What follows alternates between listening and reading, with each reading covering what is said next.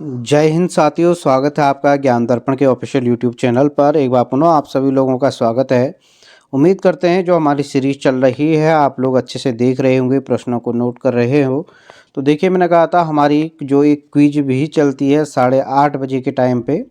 तो देखिए 8 बजे के टाइम पे हम लोग टेलीग्राम पे क्विज कराते हैं, तो ज़रूर अपना मूल्यांकन वहाँ पे कीजिएगा।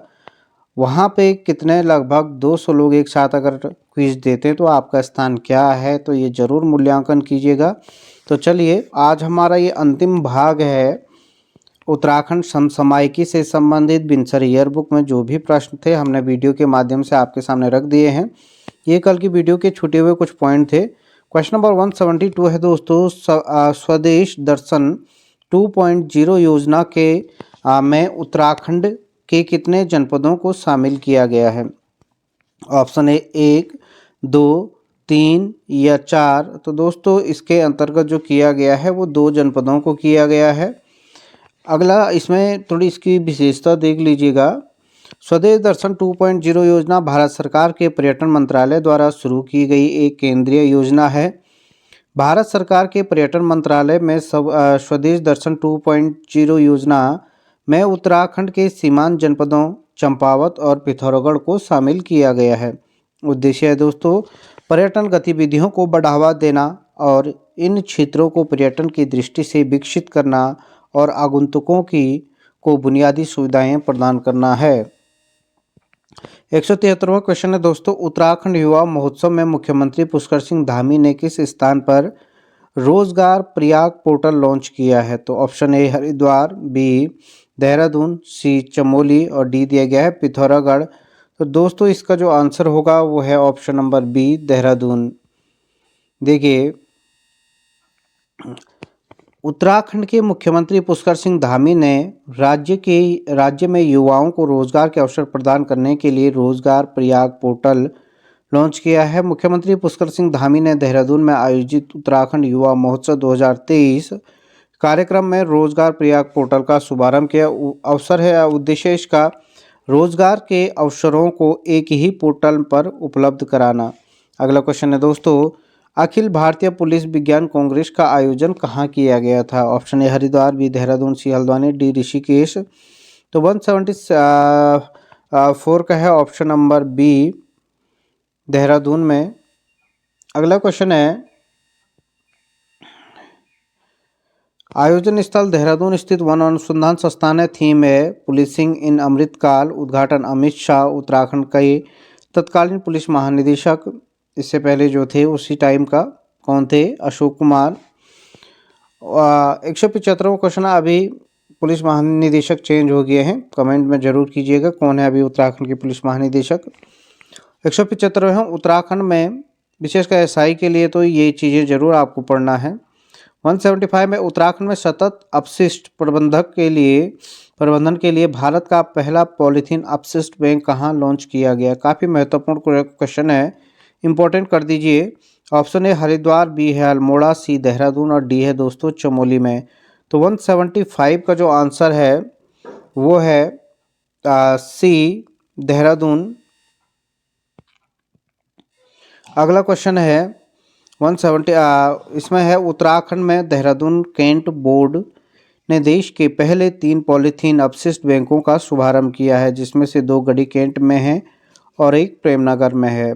176वां क्वेश्चन है, किस देश की तर्ज पर उत्तराखंड में राफ्टिंग, पैराग्लाइडिंग, बंजी जंपिंग जैसे साहसिक पर्यटन को बढ़ावा देने हेतु पुलों में बंजी जंपिंग कराने की तैयारी की जा रही है? Option A Switzerland, B Netherland, C New Zealand और डी है ब्रिटेन। तो दोस्तों 176 का आंसर होगा न्यूजीलैंड, यानी ऑप्शन नंबर सी। नोट कर लीजिएगा इसे। अगला क्वेश्चन है, अंगदान पंजीकरण में उत्तराखंड देश भर में कौन से स्थान पर है? ऑप्शन है पहले, दूसरे, तीसरे या चौथे स्थान पर।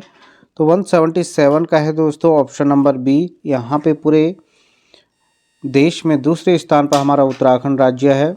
अगला है, पीएम विश्वकर्मा के पहले चरण में उत्तराखंड के कितने जनपदों को शामिल किया गया? ऑप्शन ए 5, बी 7, सी 4 और डी है 2।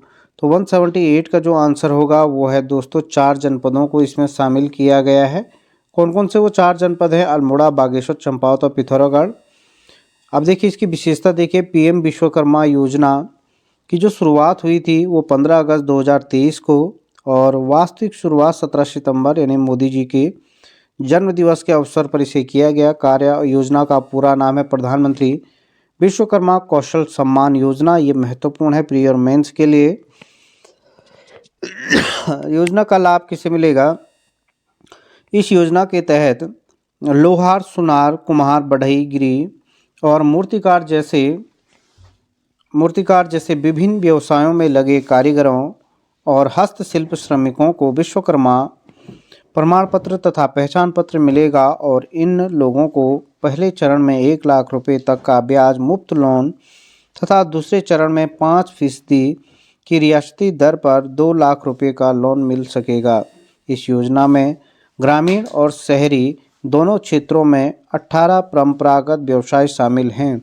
उद्देश्य है कारीगरों की बाजार तक पहुंच बढ़ाना और अवसरों में वृद्धि करना। भारत की पारंपरिक शिल्प की समृद्ध सांस्कृतिक विरासत का संरक्षण और संवर्धन। अगला क्वेश्चन है 179। 26 अक्टूबर से 9 नवंबर 2023 के मध्य गोवा में आयोजित होने वाले राष्ट्रीय खेलों में उत्तराखंड के कितने खिलाड़ी शामिल हुए हैं? काफ़ी महत्वपूर्ण प्रश्न है। ऑप्शन है 267, 140, 177 या 145। तो दोस्तों इसमें जो खिलाड़ी उत्तराखंड के शामिल हुए थे वो हुए थे 140 खिलाड़ियों ने वहाँ पे प्रतिभाग किया था। अगला क्वेश्चन है, गोवा में संपन्न राष्ट्रीय खेलों में उत्तराखंड की बेटी अदिति भट्ट ने बैडमिंटन एकल में कौन सा पदक जीता? ऑप्शन ए स्वर्ण, बी रजत, सी कांस्य और डी है कोई नहीं। तो 180 का ऑप्शन नंबर है यहाँ पे बी, रजत पदक इन्होंने क्या किया था? प्राप्त किया था। तो दोस्तों लगभग सभी समसामयिकी क्वेश्चन हमारे पूरे हो चुके हैं, और एक नज़र जरा मुख्य ये हेडलाइन है वर्ष 2023 में उत्तराखंड की प्रमुख योजनाएं जो चली हैं, नोट कर लेना, महत्वपूर्ण है। उत्तराखंड मिलेट मिशन योजना 16 फरवरी 2023 को लॉन्च हुई थी। उद्देश्य है केंद्र सरकार की तर्ज पर राज्य द्वारा मोटे अनाजों के उत्पादों को बढ़ावा देना। नोट कर लेना, 100% आने की संभावना है। दूसरा बिंदु है मुख्यमंत्री उत्थान और ज्ञान कोश योजना। इसका प्रारंभ 20 फरवरी 2023 को हुआ था।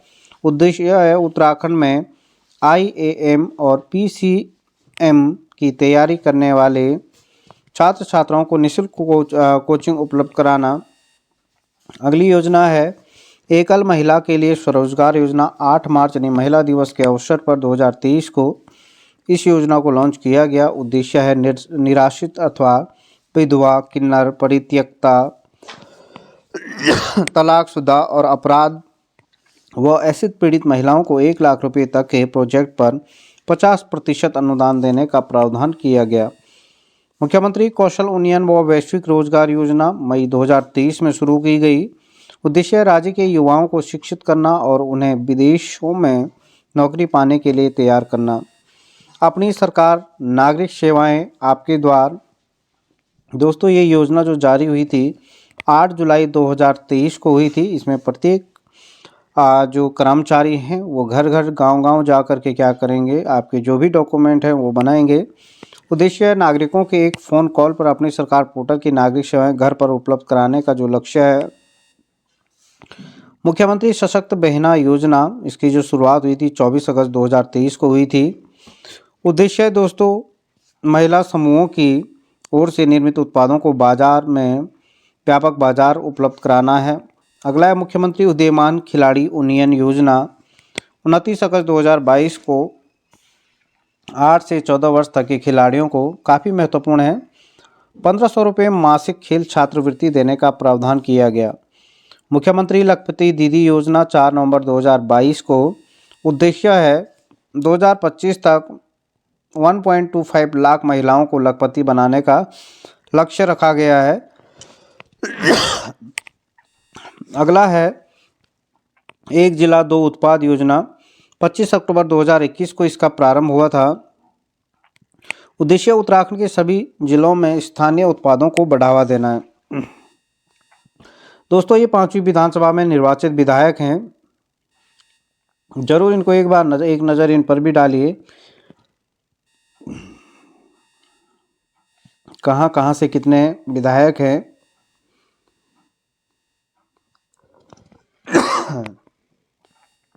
एक बार ज़रूर इसे पढ़ लीजिएगा ध्यान से,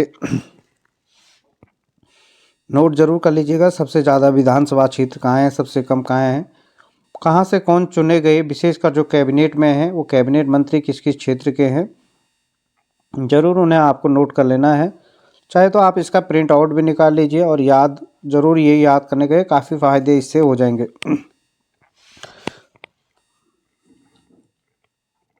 तो दोस्तों लगभग हमारे जो समसामयिक हैं पूरा सीरीज पूरा हो चुका है। तो आप सभी लोगों का धन्यवाद। जल्द ही एक नई सीरीज के साथ मिलते हैं। जय हिंद।